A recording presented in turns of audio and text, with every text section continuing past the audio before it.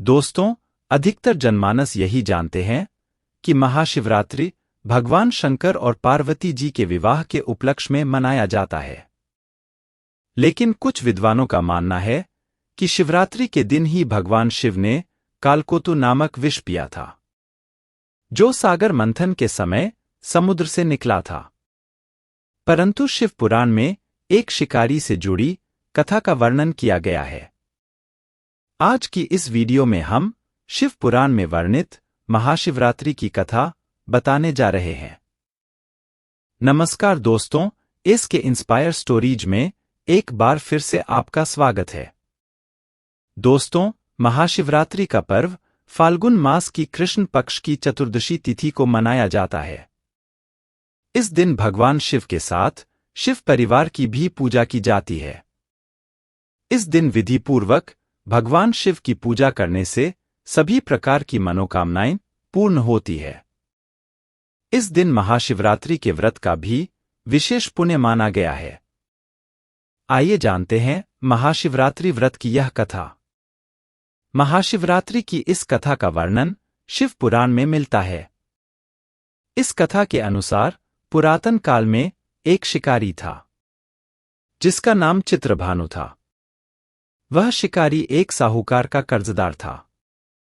कर्ज ना दे पाने के कारण साहूकार ने उसे एक शिवमठ में बंदी बना दिया। संयोग से जिस दिन उसे बंदी बनाया, उस दिन महाशिवरात्रि थी। साहूकार ने इस दिन अपने घर में पूजा का आयोजन किया। पूजा के बाद कथा का पाठ किया गया। शिकारी भी पूजा और कथा में बताई गई बातों को ध्यान से सुनता रहा। शिकारी ने साहूकार से ऋण चुकाने का वाद किया। पूजा का कार्यक्रम समाप्त होने के बाद साहूकार ने शिकारी को अपने पास बुलाया और उससे अगले दिन ऋण चुकाने की बात कही। इस पर शिकारी ने वचन दिया और साहूकार ने उसे मुक्त कर दिया। शिकारी जंगल में शिकार के लिए आ गया। शिकार की खोज में उसे रात हो गई। जंगल में ही उसने रात बिताई।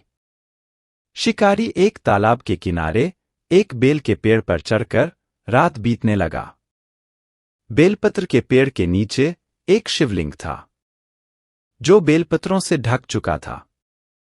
इस बात का शिकारी को कुछ भी पता नहीं था। आराम करने के लिए उसने बेलपत्र की कुछ शाखाएं तोड़ी।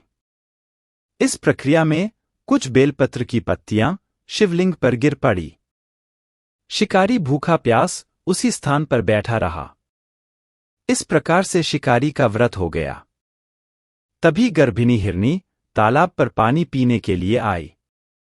शिकारी ने धनुष पर तीर चढ़ाकर हिरनी को मारने की जैसी ही कोशिश की, वैसे ही हिरनी बोली, मैं गर्भ से हूं, शीघ्र ही बच्चे को जन्म दूंगी। तुम एक साथ दो जीवों की हत्या करोगे? यह उचित नहीं होगा।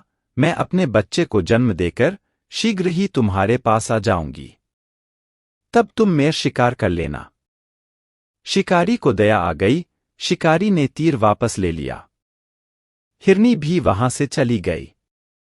धनुष रखने में कुछ बेलपत्र पुन टूटकर शिवलिंग पर गिर गए। इस प्रकार उससे अनजाने में ही प्रथम प्रहर का पूजन पूर्ण हो गया। कुछ देर बाद एक और हिरनी उधर से निकली। पास आने पर शिकारी ने तुरंत ही धनुष पर तीर चढ़ाकर निशाना लगा दिया। लेकिन तभी हिरनी ने शिकारी से निवेदन किया कि मैं थोड़ी देर पहले ऋतु से निवृत्त हुई हूं, कामातुर विरहिणी हूं, अपने प्रिय को खोज कर रही हूं। मैं अपने पति से मिलकर तुम्हारे पास आ जाऊंगी। शिकारी ने इस हिरनी को भी जाने दिया। शिकारी विचार करने लगा। इसी दौरान रात्रि का आखिरी प्रहर भी बीत गया। इस बार भी उसके धनुष से कुछ बेलपत्र शिवलिंग पर जा गिरे। इस प्रकार उसके द्वारा दूसरे प्रहर की पूजन प्रक्रिया भी पूर्ण हो गई। इसके बाद तीसरी हिरनी दिखाई दी, जो अपने बच्चों के साथ उधर से गुजर रही थी। शिकारी ने धनुष उठाकर निशाना साधा। शिकारी तीर को छोड़ने वाला ही था कि हिरनी बोली, मैं इन बच्चों को इनके पिता को सौंप कर लौट आऊंगी। मुझे अभी जाने दें। शिकारी ने ऐसा करने से इनकार कर दिया। उसने बताया कि 2 हिरनी को मैं छोड़ चुका हूं।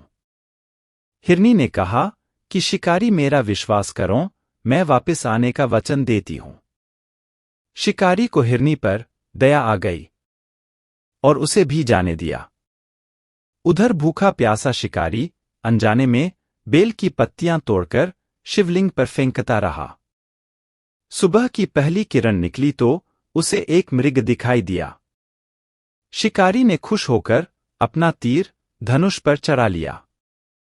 तभी मृग ने दुखी होकर शिकारी से कहा, यदि तुमने मुझसे पूर्व आने वाली 3 हिरनियों और बच्चों को मार डाला है तो मुझे भी मार दो। देर न करो, क्योंकि मैं यह दुख सहन नहीं कर सकता हूं। इस पर शिकारी ने उन्हें पूरा वृतांत सुनाया। हिरण बोला, मैं उन हिरनियों का पति हूं। यदि तुमने उन्हें जीवनदान दिया है तो मुझे भी छोड़ दो। मैं अपने परिवार से मिलकर वापस आ जाऊंगा। शिकारी ने उसे भी जाने दिया। सूर्य पूरी तरह से निकल आया था और सुबह हो चुकी थी। शिकारी से अनजाने में ही व्रत, रात्रि जागरण, सभी पहर की पूजा और शिवलिंग पर बेलपत्र चढ़ने की प्रक्रिया पूरी हो चुकी थी। भगवान शिव की कृपा से उसे इसका फल तुरंत प्राप्त हुआ। भगवान शिव की कृपा से शिकारी का हृदय बदल गया। शिकारी का मन निर्मल हो गया। कुछ देर बाद ही शिकारी के सामने संपूर्ण मृग परिवार मौजूद था ताकि शिकारी उनका शिकार कर सके। लेकिन शिकारी ने ऐसा नहीं किया और सभी को जाने दिया। महाशिवरात्रि के दिन शिकारी द्वारा पूजन की विधि पूर्ण करने के कारण उसे मोक्ष प्राप्त हुआ। शिकारी की मृत्यु होने पर यमदूत उसे लेने आए तो शिवगणों ने उन्हें वापस भेज दिया। शिवगण शिकारी को लेकर शिवलोक आ गए। भगवान शिव की कृपा से ही अपने इस जन्म में राजा चित्रभानु स्वयं के पिछले जन्म को याद रख पाए और महाशिवरात्रि के महत्व को जानकर उसका अगले जन्म में भी पालन कर पाए। शिव कथा का संदेश। शिकारी की कथानुसार महादेव तो अनजाने में किए गए व्रत का भी फल दे देते हैं, पर वास्तव में महादेव शिकारी की दया भाव से प्रसन्न हुए। अपने परिवार के कष्ट का ध्यान होते हुए भी शिकारी ने मृग परिवार को जाने दिया।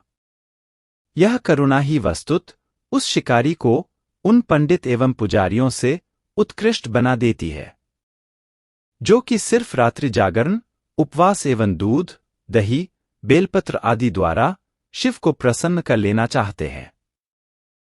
इस कथा में सबसे महत्वपूर्ण बात यह है कि इस कथा में अनजाने में हुए पूजन पर विशेष बल दिया गया है। इसका अर्थ यह नहीं है कि शिवजी किसी भी प्रकार से किए गए पूजन को स्वीकार कर लेते हैं अथवा भोलेनाथ जाने या अनजाने में हुए पूजन में भेद नहीं करते हैं। वास्तव में वह शिकारी शिव पूजन नहीं कर रहा था। इसका अर्थ यह भी हुआ कि वह किसी तरह के किसी फल की कामना भी नहीं कर रहा था। उसने मृग परिवार को समय एवं जीवन दान दिया जो कि शिव पूजन के समान है। शिव का अर्थ ही कल्याण होता है। उन निरीह प्राणियों का कल्याण करने के कारण ही वह शिव तत्व को जान पाया तथा उसका शिव से साक्षात्कार हुआ। परोपकार करने के लिए महाशिवरात्रि का दिवस होना आवश्यक नहीं है। पुराणों में 4 प्रकार के शिवरात्रि पूजन का वर्णन है। मासिक शिवरात्रि, प्रथम आदि शिवरात्रि तथा महाशिवरात्रि। पुराणों में वर्णित अंतिम शिवरात्रि है नित्य शिवरात्रि। वस्तुत प्रत्येक रात्रि ही शिवरात्रि है अगर हम स्वयं को भगवान में लीन कर दे तथा कल्याण मार्ग का अनुसरण करें तो वही शिवरात्रि का सच्चा व्रत है। दोस्तों, शिवरात्रि की यह पौराणिक कथा आपको कैसी लगी कमेंट में जरूर बताइएगा। अगर आप भगवान शंकर के सच्चे भक्त हैं तो कमेंट में हर हर महादेव जरूर लिखिएगा और मुझसे जुड़े रहने के लिए हमारे चैनल को सब्सक्राइब भी जरूर करिएगा। धन्यवाद। आपका दिन मंगलमय हो।